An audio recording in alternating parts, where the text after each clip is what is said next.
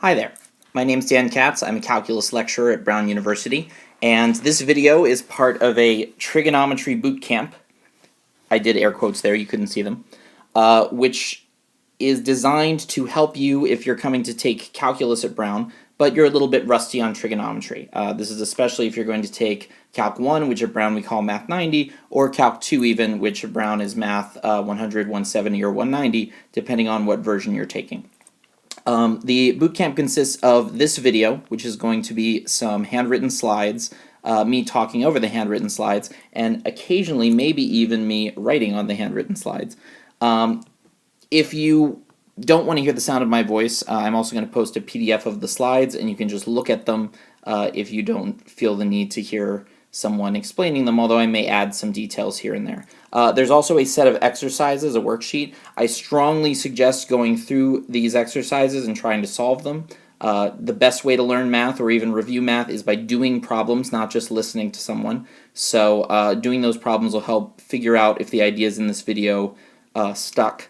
And then there will also be solutions, which I plan to do in video form. So if you try an exercise and you can't work out the answer, or you check the answer and it doesn't match yours, you can watch that solution video and see how the problem's done.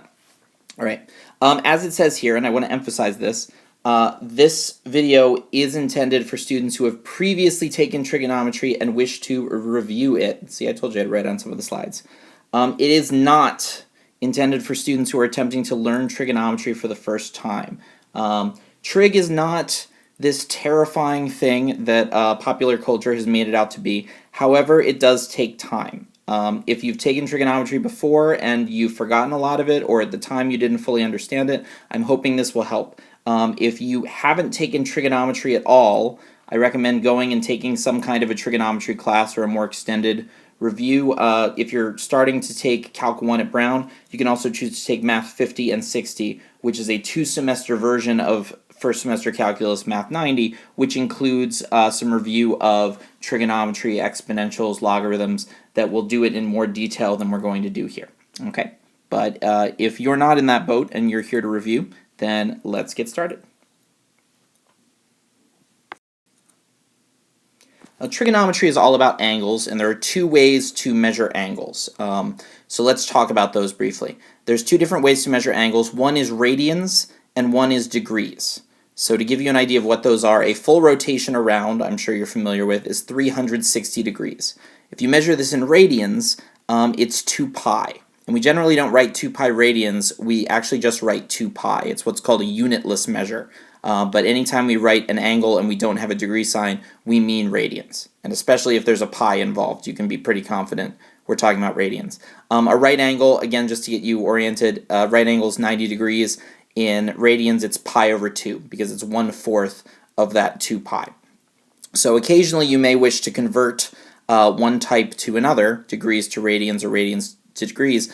The best way to do this is just by sort of balancing the dimensions. So for example, if we start with 210 degrees, you'll notice this 2 pi radians over 360 degrees, that's just 1, because 2 pi radians is equal to 360 degrees. So multiplying by that shouldn't change anything. You'll also notice that I've sort of balanced this so that it's degrees times radians over degrees. And so the degrees are essentially going to cancel out, and we should be left with radians. So we multiply 210 by 2 pi over 360, we get 420 pi over 360. It's kind of an unnecessarily complicated fraction. If you divide the top and bottom by, I think it's 60 pi, you get it in lowest terms, which is 7 pi over 6. So that's the radians version of 210 degrees. If you have a radian measure and for some reason you want it in degrees, you just go the other way. You'll notice we take 3 pi over 4 radians and we multiply it again by this fraction that's really equal to 1, since 360 degrees equals 2 pi radians. Multiply everything through, and we end up with 135 degrees. Now, most people when they first learn about radians and degrees are likely going to have the question, why do we even have radians? Degrees are much more commonly used outside of mathematical context. People are going to talk about making a 90-degree turn. Very few people, if any, are going to talk about making a pi over 2 turn. So Why do we even have radians in the first place? Well, it turns out that when doing calculus, it's important to use radians because it essentially makes certain calculations work. For example, when you do integration, one of the things you're going to want to do with radians is be able to tell what the area under a certain trigonometric curve is. And it turns out that if you use radians for this, you get a correct answer. If you use degrees, you get a wrong or at least a weird answer. So it's important to understand radians, and we're going to use radians much more frequently than degrees because, again, the purpose of this boot camp is to prepare you to take calculus, and in calculus, we like radians. Now, in order to explain trigonometric functions, it's helpful to be able to think of angles as directions. So the idea is that given any angle, and again, we're going to talk about things in degrees and radians sometimes, but we're going to try to segue as quickly as possible into mainly using radians. Given any angle, we can identify that angle with a direction from the origin. And the way that we do this is we say that the zero angle points directly toward the right. And if we have any positive angles, the direction we get is by viewing that positive angle as rotating counterclockwise.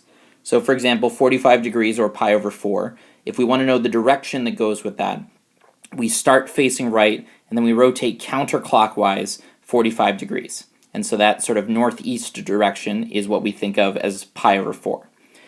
And similarly, if we have negative angles, we want to go the opposite way. So if we have negative 60 degrees, which is negative pi over 3, we're going to rotate 60 degrees clockwise.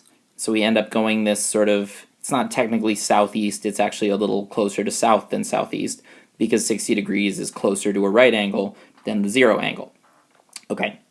Now, if we have angles larger than 2 pi or less than negative 2 pi, then what's going to happen is we're still going to do that same rotation, but we'll end up going through a full rotation before we stop. So for example, if we had 2 pi plus pi over 4, we're going to go all the way around to 0 for 2 pi, and then another pi over 4.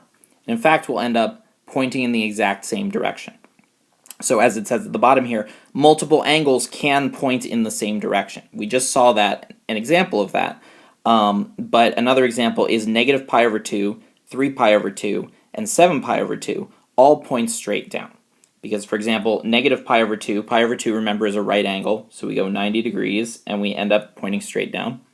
3 pi over 2 is 3 times pi over 2, so it's like 3 right angles, so we go right angle, right angle, right angle.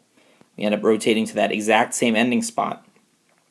And 7 pi over 2 is actually 2 pi more than that. So 7 pi over 2, we go an entire rotation, which is 4 pi over 2, and then another 3 pi over 2. And in all of those situations, we end up pointing straight down. So when we want to think of an angle as a direction, if we're given the angles negative pi over 2, 3 pi over 2, and 7 pi over 2, those all point the same direction. And in fact, we're going to see, since trig functions are based on directions, all of these are going to have the same results if we feed them to trig functions. So what is a trigonometric function, or a trig function? Well, the idea is trig functions are going to convert angles into ratios, or into numbers you can think of in a different way. So the idea is they always take values that we're thinking of as angles, so they're in more likely radians, but possibly degrees, and they're going to convert them into a number, which, as we'll see, sort of comes from a ratio of essentially different lengths. And there are 6 standard trig functions. There's sine, cosine, tangent, and then there's sort of evil twins, cosecant, secant, and cotangent. You'll notice I've listed cosecant next to sine and secant next to cosine. That's not an accident. It turns out those are sort of the natural pairings, as we'll see. And another thing to keep in mind is really sine and cosine are the only real trig functions. We're going to define these first in terms of those directions, and then it turns out every other trig function is defined in terms of those. So if you're panicking a little at trying to remember, oh, we have these 6 different things, we're really not learning 6 different functions. We're learning 2 basic functions, and we're learning other functions. There's sort of manipulations of those. So we'll see how that works. Now we're going to start by defining sine and cosine in terms of what's called the unit circle. Now again, this is intended for people who've had trigonometry before, and it's entirely possible that you learned trigonometry by defining sine and cosine in terms of right triangles, or that that's the thing you remember most. If that's the case, don't panic. but I want you to try to understand it this way. We're going to connect this to the triangle method in a couple of pages. But if you understand it this way, it's going to make a lot of things easier to understand later on. So if this is new to you, try to learn this in a different way. I think it'll help.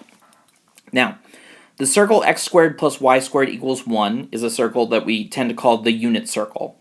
It's centered at the origin, which is sort of the most natural place to center something, and it has radius 1. That's where unit circle comes from. Its radius is 1 unit. Now the idea is that every direction we can possibly pick from the origin will intersect that unit circle in exactly one point. So if we wanted to go in this sort of southwest direction, there's going to be one point that we hit in the middle. And if I pick an arbitrary direction, it may be tricky to figure out exactly what point that is. But if we can figure out what that point is, that point's going to be the key to how we're going to define the trig functions. Because the idea is, given an angle theta, we can convert that angle into a direction, as I said earlier, and that will give us a point, as we just drew with the blue arrow. So if we look at the coordinates of that point, if we call it x comma y, I apologize for my penmanship with the stylus, it turns out that the x-coordinate of that point is exactly what we call cosine of theta. And the y-coordinate is what we call sine of theta. So that's if theta is the direction that or the angle I should say, that I rotated to get to that direction, and I wanted to know cosine and sine of theta, I would look in that direction, see what point I get, and I'd get my cosine and my sine. So for example, the part written in black, not in blue, if we wanted to look at the direction pi over 2, as we know that's a right angle. So if you rotate through a right angle, you're pointing straight up. And so the point on the unit circle in that direction, since it goes straight up in a distance of 1, you're going to get the point 0, comma 1. So the x-coordinate is 0. That means cosine of that angle, cosine of pi over 2, must be 0. And sine of pi over 2 is the y-coordinate, which is 1, so sine must be 1. Now, as we'll see soon, there are certain values of cosine and sine you're going to want to memorize. But I claim this example of pi over 2 isn't really something you need to memorize if you understand how sine and cosine work. If you understand angles, pi over 2 points straight up. If you understand how cosine and sine depend on the point in that direction, it's pretty straightforward to see that that point should be 0, 1 because it's straight up in the air. And so you should be able to tell that the cosine is 0 and the sine is 1. In general, I'm always opposed to just sort of blindly memorizing numbers and memorizing rules, and all for understanding where everything comes from. So that's what we're going to try to do to get you on the right page with trigonometry. Now, in almost all cases, if you gave me an angle and asked for the sine of it, unfortunately you're going to need a calculator or computer to figure out what its sine and cosine are. And in fact, the situation's worse than that because most likely your calculator is really only going to give you an estimate. And a lot of times in math, it's very useful for us to have an exact value. And the reason that you need the calculator is, again, to sort of draw a crude unit circle here. If I pick a random angle in this direction, I can see in this picture where the point is. I have no idea what the coordinates of that point are.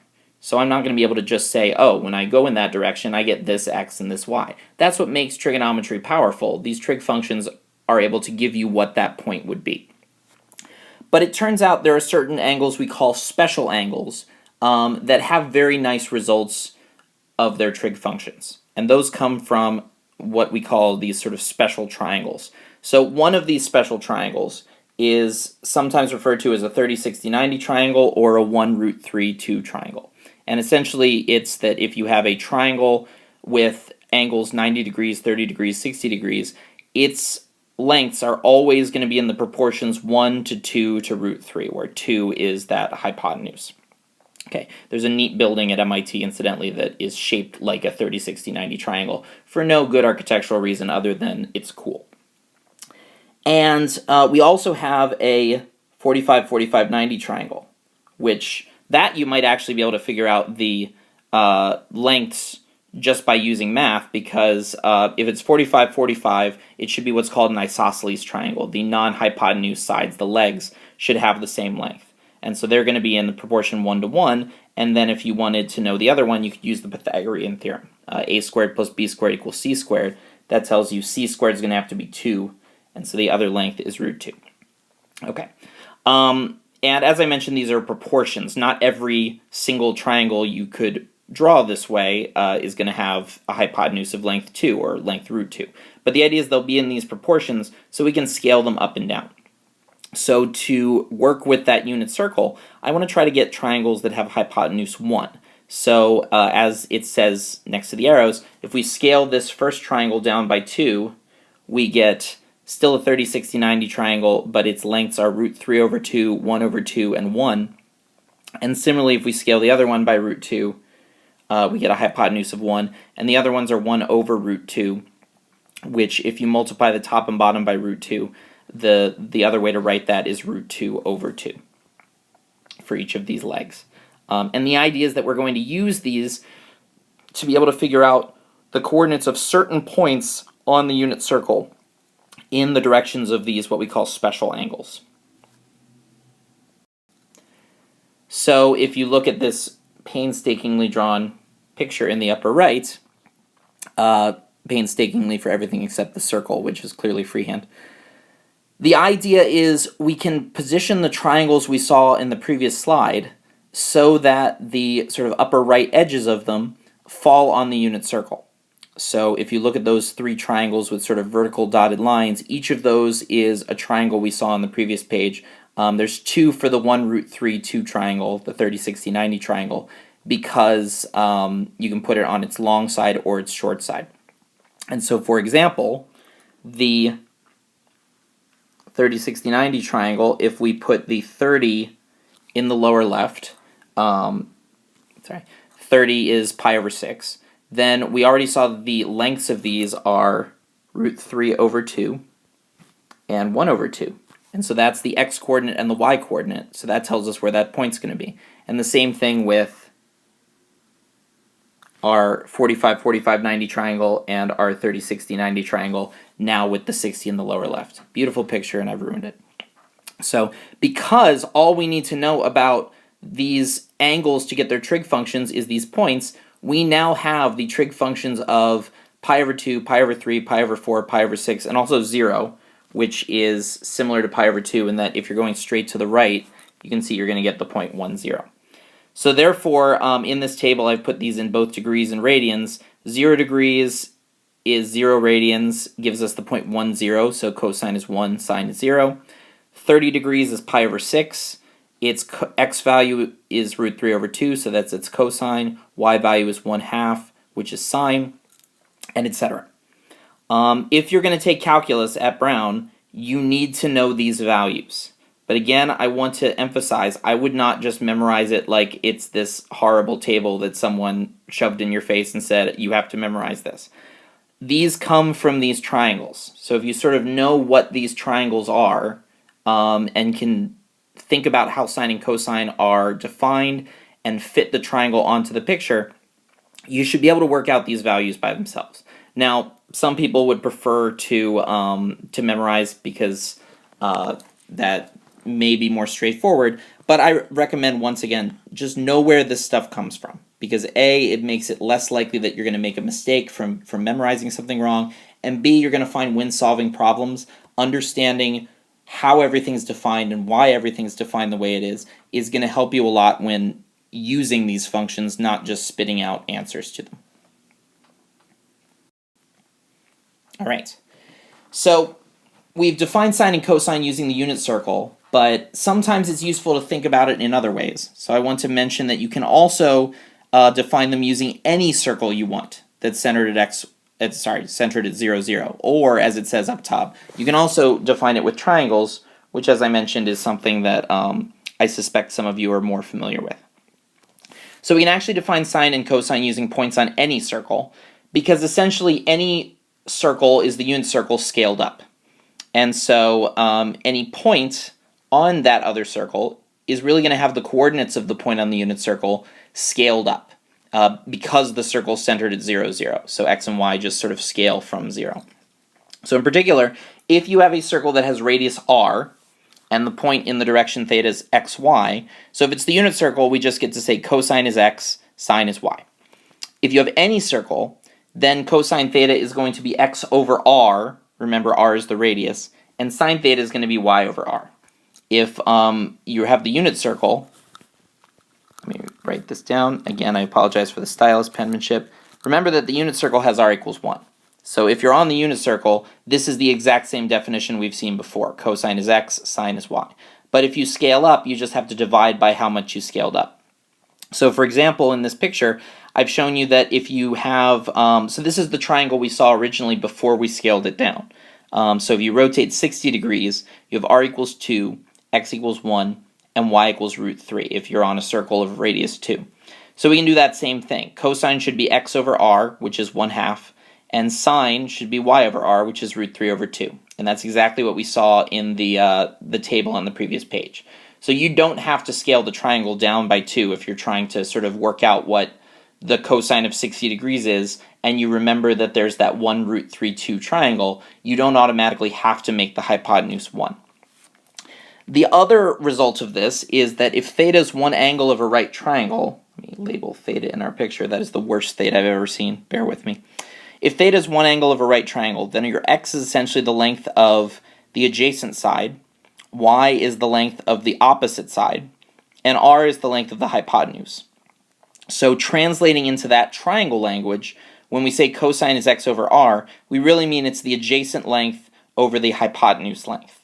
And sine is the opposite length over the hypotenuse length. If you learned trigonometry originally with triangles, this is almost certainly what you did. And you might have heard there's a sort of mnemonic device, let me see if I actually spell it right, which is SOHCAHTOA, which is not the world's best mnemonic device because you have to remember how to spell SOHCAHTOA.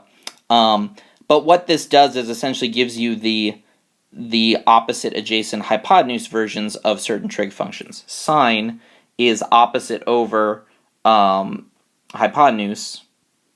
Cosine is adjacent over hypotenuse, as we see in the bottom. And tangent turns out to be opposite over adjacent. We haven't defined tangent yet, but we'll talk about it in a moment. And you'll see it ends up being opposite over adjacent.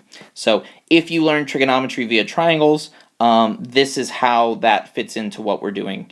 Really, it's just the unit circle is more general, and it allows us to deal with angles that are bigger than 90 degrees, which if you're bigger than 90 degrees, you can't do the opposite over hypotenuse, etc.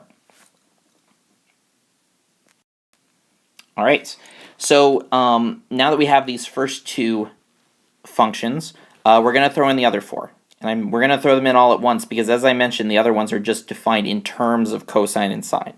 So I'm going to define them here in terms of x, y, and r, but also show how the four come from cosine and sine. So we already know cosine is x over r, sine is y over r. This is if you have a any circle you want. Again, if you're looking at the unit circle, r is 1.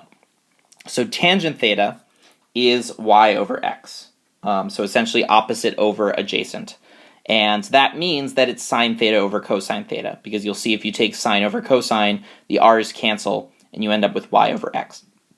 So you can remember this. It's definitely important to know that tangent is sine over cosine. It also may be useful to know that it's y over x. Now the other ones are actually all what we call reciprocal functions. They're all 1 over one of the trig functions we've already seen. So secant theta, for example, is 1 over cosine. That means it's r over x, but we can also write it as 1 over cosine. So this is essentially 1 over that. And similarly, cosecant is r over y, or 1 over sine theta. Now, how do you remember that secant is 1 over cosine and cosecant is 1 over sine? There's actually a geometric reason behind this. And it's fairly interesting if you're interested in geometry, but it falls outside the scope of what we're going to do here. So honestly, the way I remember it is that it's the opposite of what seems logical.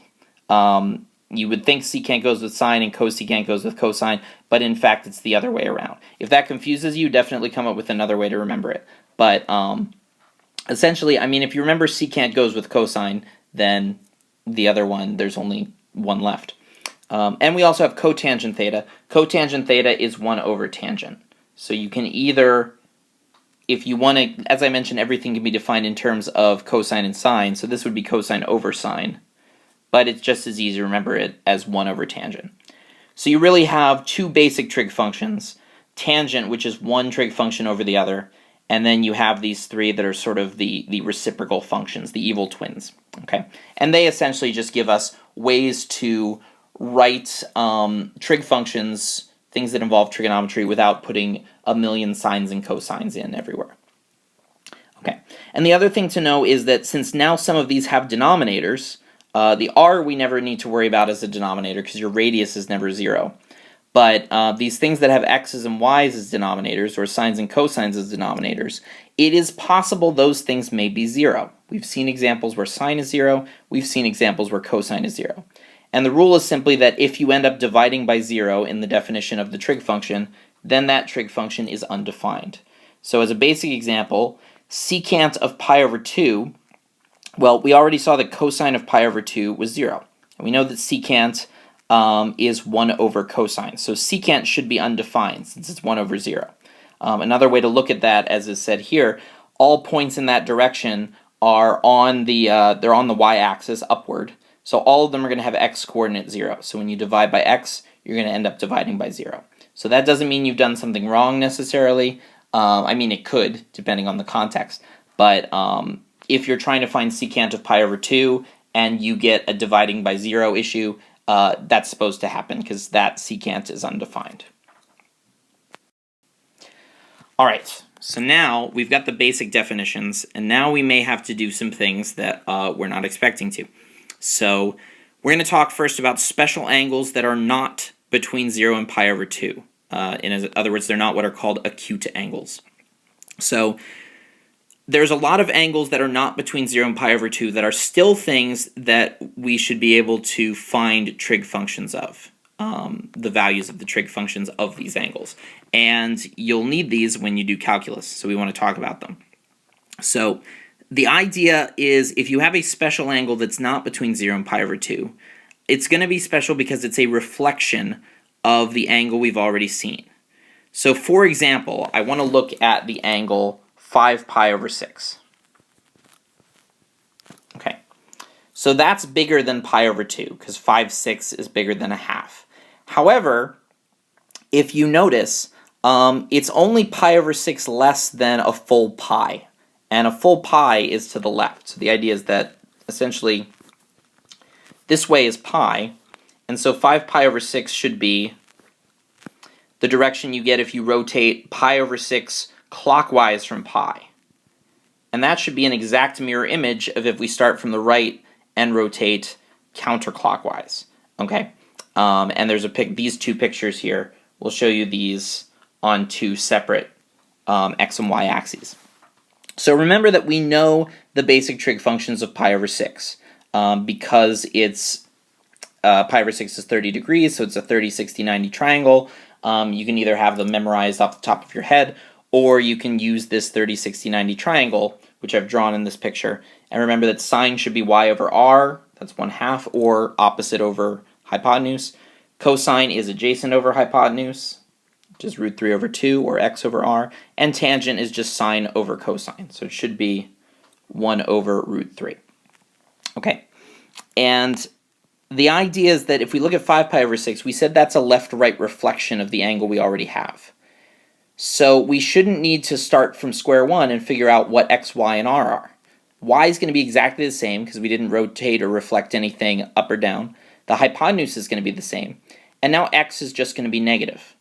And everything else is going to be the same. So sine, for example, is y over r. Well, neither of those changed. So sine of 5 pi over 6 should still be 1/2. Cosine 5 pi over 6 is x over r. So instead of root 3 over 2, that's now going to be negative root 3 over 2. Because the x coordinate of the point we get is now going to be negative. Essentially, this point is negative root 3, comma 2. Oh, sorry, comma 1. Sorry, no one's perfect. Negative root 3, comma 1. Note that this is not on the unit circle, so it's not like cosine is negative root 3, sine is 1, because we're looking at a hypotenuse of 2. So we still have to divide these things by 2. And tangent is y over x, and again, y the angle didn't change, y the length didn't change, but x changed to being negative, So the tangent of 5 pi over 6 is just going to be the opposite, which is negative 1 over root 3. Okay. This is something you end up doing a lot with trig in calculus. So you want to practice this. On the practice worksheet, you're going to see a bunch of examples of finding trig functions of certain angles without a calculator. Get comfortable with this because it's something you have to do a lot, and you don't want doing this to make a problem more complicated than it needs to be. Okay. So lastly, we're going to have some important identities. I have rules in parentheses. What an identity essentially is an identity is an equation that is always true. So in these cases, we have these trigonometric equations that have thetas in them. And the idea is that this will always be true no matter what your theta is. So some quick notes. First of all, when we write an exponent on the actual trig function, like here where we have sine, it looks like sine squared of theta. This is just how mathematicians have decided we write powers of trig functions. So this means you're taking sine theta and you're squaring it. So if you see sine cubed theta, that's really the quantity sine theta cubed, etc. Sine itself with no theta is not a mathematical expression that makes sense. So it doesn't make sense to square sine itself. You have to square the sine of the angle. So we know that cosine theta sine theta was just a point xy on the circle x squared plus y squared equals 1. So automatically, sine squared plus cosine squared is always going to be 1. There's a lot of situations where you're solving an equation or working something out where this is very useful to simplify things. So this is something you always want to keep in mind. There are also sort of two offshoots of this rule, which simply come from dividing by the right thing. So for example, if I have, I'm going to abbreviate this a little bit, if I have at sine squared plus cosine squared equals 1, and I divide both of these by cosine squared, both sides of the equation I mean, then we get tangent squared, because sine over cosine is tangent, plus 1 equals secant squared, because 1 over cosine is secant. So that gives us another relationship, this time between secant squared and tangent squared. And if we divide it by s squared instead, sine squared, we get the third thing. 1 plus cotangent squared equals cosecant squared. And there are a few more important identities. These mainly come up in Calculus 2.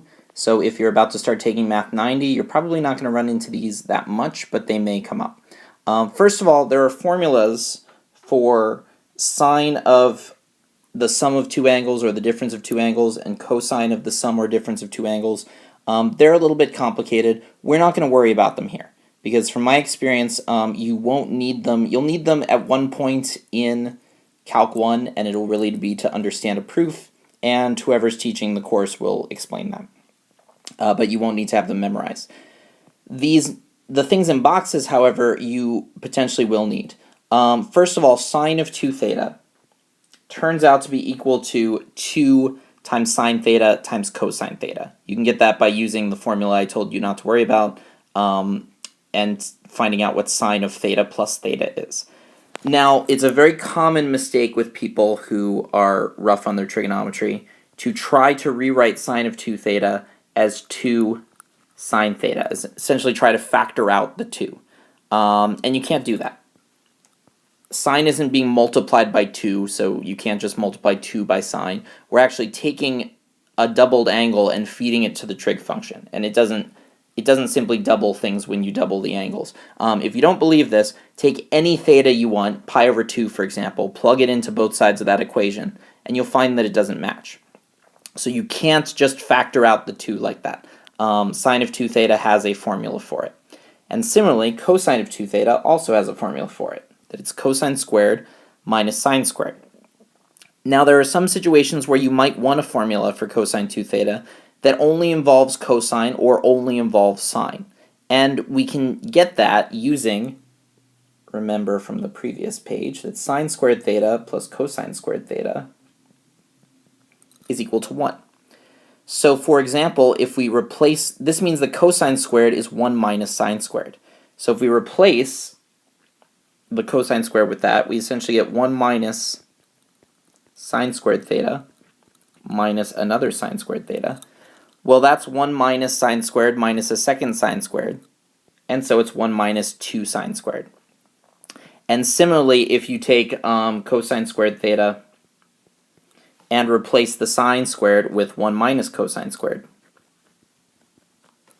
you can get that second formula. So these are just alternate formulas for cosine 2 theta that happen to only use one trig function each. Why would we want that?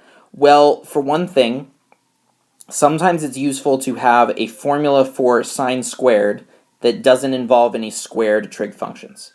And we can get that by taking cosine 2 theta equals 1 minus 2 sine squared theta and solving for sine squared. You essentially move the 2 sine squared to the other side, you move the cosine 2 theta, you do some algebra, and this comes out. And similarly, if you take the second formula, remember this is equal to cosine 2 theta, and solve it for cosine squared theta, we get a formula for that too. Again, these are not going to be used much in Calculus 1, but in Calculus 2, if you're going to integrate something that involves a square of a trig function, you almost always need to use these formulas that convert what you're dealing with into something that doesn't have a square, because it turns out that when integrating, these trig functions are easier to deal with without a square, even if they have that 2 theta inside, as they do now in this formula.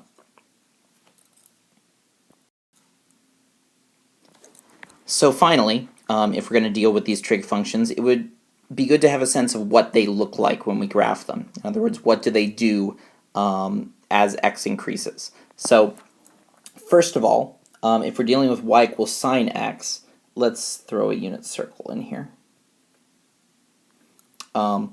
So remember that sine x is essentially representing the y-coordinate of the point in a certain direction on the unit circle. So when we go in the 0 direction, we start at 0, because the y-coordinate of that point is 0.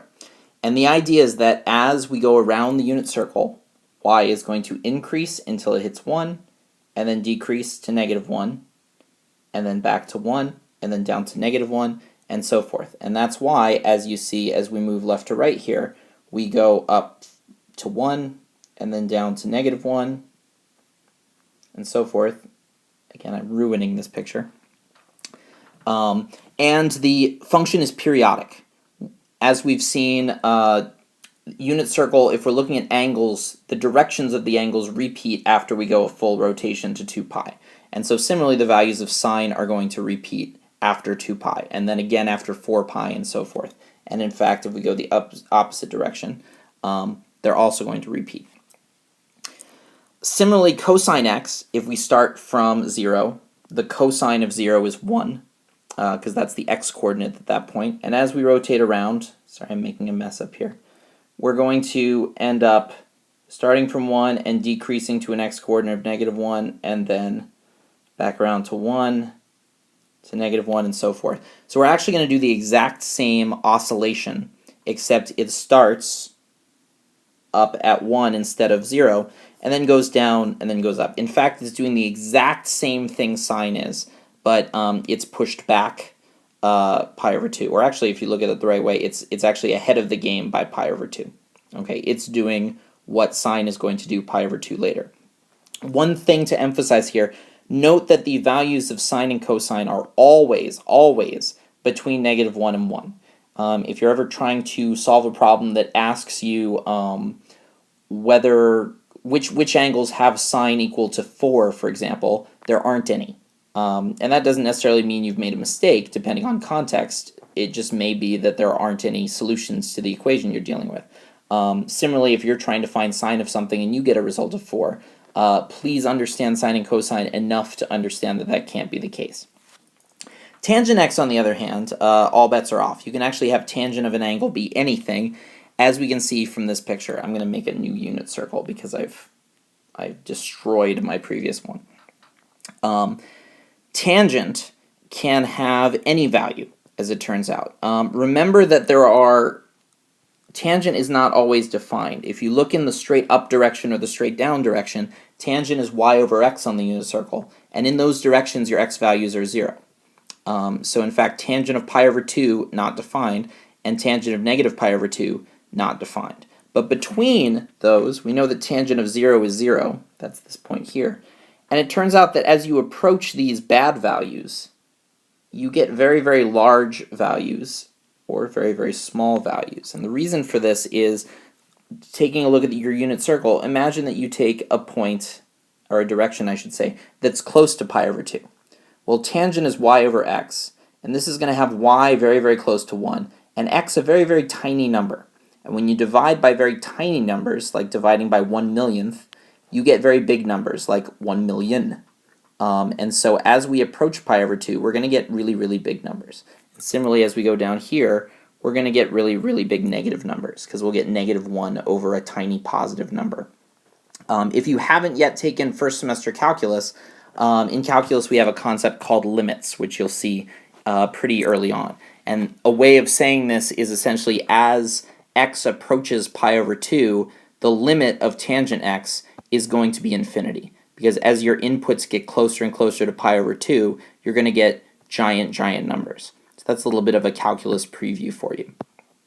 All right, so that's actually all I want to say today about trigonometric functions. There's more to trigonometry, there's a lot of subtleties, but these are the main things you're going to want to understand in order to do calculus. Now let me remind you, there's going to be a worksheet with problems associated with this video. Find that worksheet and do those problems. It's really important because, again, you learn these things by doing them. And also, some of the things you're going to be asked to do on the worksheet are not things we specifically talked about in this video. So I suggest try to do those problems, and if you run into trouble or you check the answers and they don't match what you have, there's going to be a solution video, and watch the appropriate part of the solution video, and you'll get to hear me explaining how to do the problem, probably using handwriting as bad as you've seen here. Okay, so that's it. I hope that was helpful, and best of luck with calculus.